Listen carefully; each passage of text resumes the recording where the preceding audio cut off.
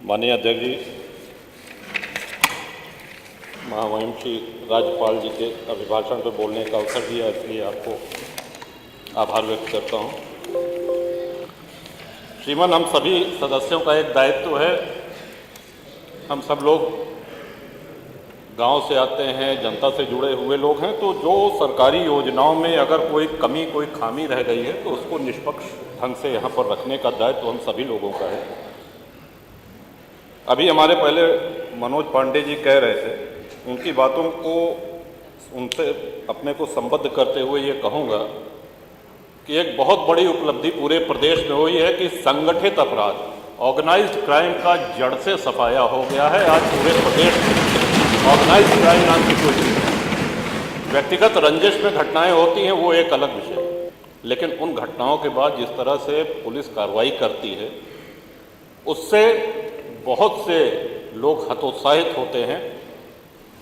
श्रीमान, माननीय मुख्यमंत्री जी ने हम सभी लोगों को ये अधिकार दिया है कि हम अपनी विधायक निधि से असहाय लोगों का उपचार कर सकें। उसमें कुछ नियम अगर शिथिल कर दिए जाएं या सुधार दिए जाएं तो मैं समझता हूं कि काफ़ी लाभ हो सकता है। जैसे उसमें एक क्लॉज है, साध्य और असाध्य रोग। हम लोग जिसके लिए लिखते हैं ये आवश्यक है कि उसका रोग असाध्य होना चाहिए, तभी वो स्वीकृत होगा।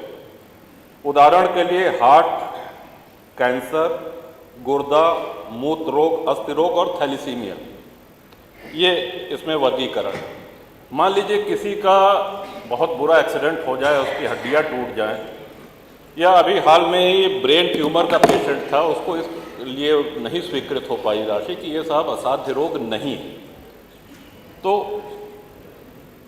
जो भी घर वाले हैं वो तो इसी उम्मीद में उपचार कराते हैं कि ये साध्य हो जाए, सध जाए, स्वस्थ हो जाए। तो अनुरोध है कि अगर विधायक निधि से जो हम लोग देते हैं उसमें से ये असाध्य शब्द हटा दिया जाए। सरकारी अस्पताल में पैसा जाता है और बहुत से लोग ऐसे हैं जो अपना इलाज कराने में सक्षम नहीं हैं, तो मैं समझता हूँ कि काफ़ी लोगों को इससे लाभ होगा। इसी के साथ साथ श्रीमान, पिछले वर्ष भी हमने करा था कि आयुष्मान कार्ड के लिए जो पात्रता है उसमें जो 7-8 बिंदु दिए गए हैं, उसमें 9वां बिंदु है कि यदि कोई 60 वर्ष का है, उसका राशन कार्ड 2019 से है, तो उसमें जो सदस्य 60 वर्ष के हों, यानी पति पत्नी दोनों 60 वर्ष के हों। अगली बिंदु में ये लिखते हैं कि जो व्यक्ति 70 वर्ष या उससे अधिक का हो।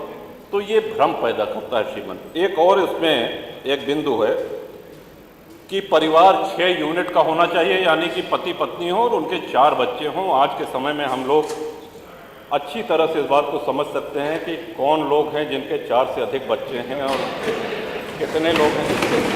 तो श्रीमान, ये अगर क्लॉज इसमें से हटा दिया जाए तो मैं समझता हूँ कि असली पात्र व्यक्ति को इसका लाभ मिलेगा।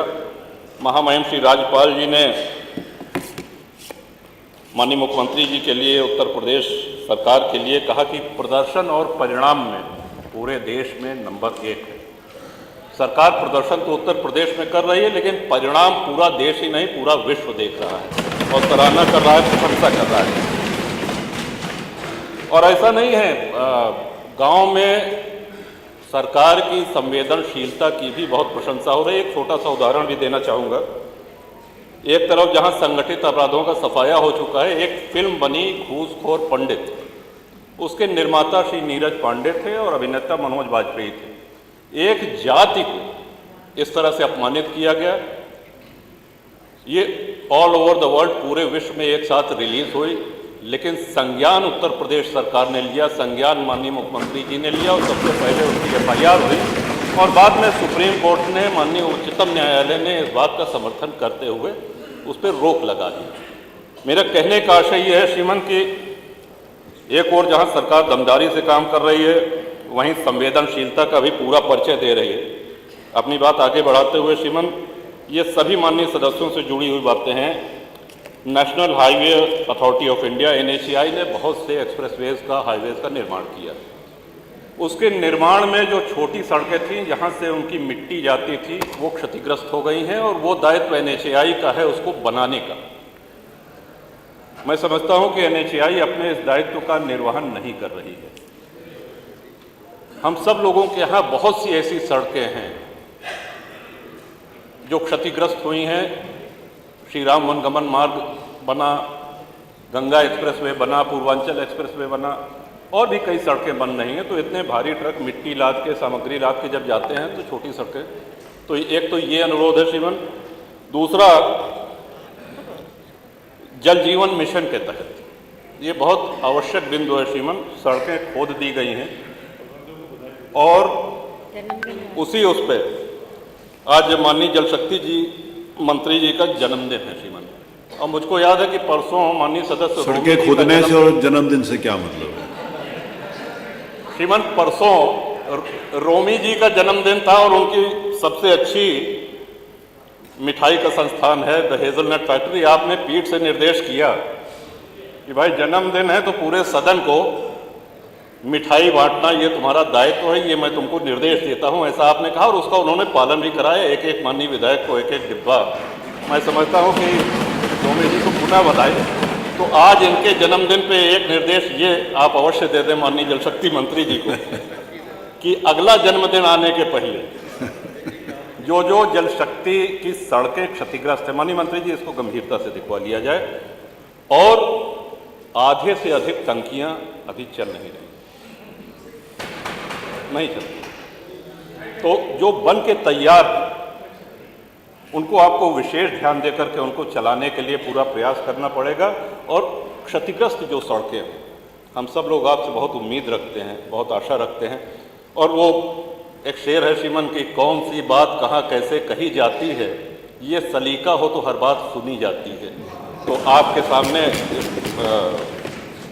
इन्हीं शब्दों के साथ इसके पहले कि माननीय अध्यक्ष जी बैठ जाने का आदेश करें, मैं महामहिम राज्यपाल के अभिभाषण का समर्थन करता हूं। जय हिंद, वंदे मातरम। माननीय नेता प्रतिपक्ष आदरणीय श्री माता मिश्रा जी। नहीं, एक मिनट बैठिए, मैं आपने कुछ कहा, मैंने सुना नहीं, प्लीज।